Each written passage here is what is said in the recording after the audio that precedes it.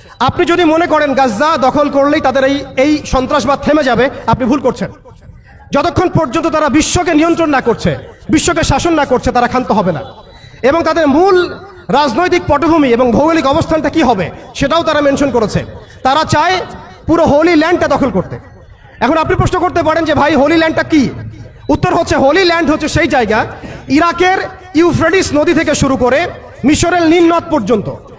I repeat, ইরাকের Euphrates নদী থেকে শুরু করে মিশরের নীল নদ পর্যন্ত এই পুরো জায়গাটাকে বলা হয় হোলি ল্যান্ড, অর্থাৎ পবিত্র ভূমি, আরদুল মুকাদ্দাসা।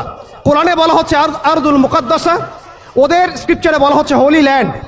তাদের মিসাকে ইহুদিরা বলছে মিসায়া, এবং খ্রিস্টানরা নাসারারা বলছে অ্যান্টিক্রাইস্ট। যাকে আমরা চিহ্নিত করছি সে হচ্ছে মাসিহুদ দাজ্জাল। তারা এই হোলি ল্যান্ডটাকে স্বাধীন করতে চায়। তারা মিশরের নীল নদ থেকে শুরু করে ইরাকের ইউফ্রেটিস পর্যন্ত পুরো জায়গাটাই দখল করতে চায়।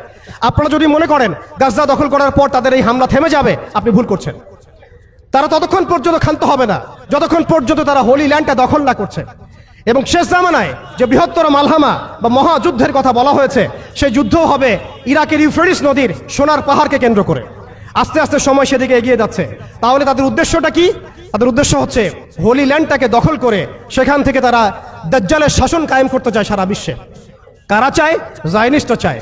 এই ডটসগুলো যদি আপনি মিলাতে না পারেন এবং শুধু বাইরের চোখ দিয়ে আপনি দেখেন, ভিতরের চোখটাকে অন্ধ রাখেন, আপনি এই ওয়ার্ল্ডের জিও পলিটিক্স বুঝতে পারবেন না। শুধুমাত্র বাহ্যিক স্টাডি দিয়ে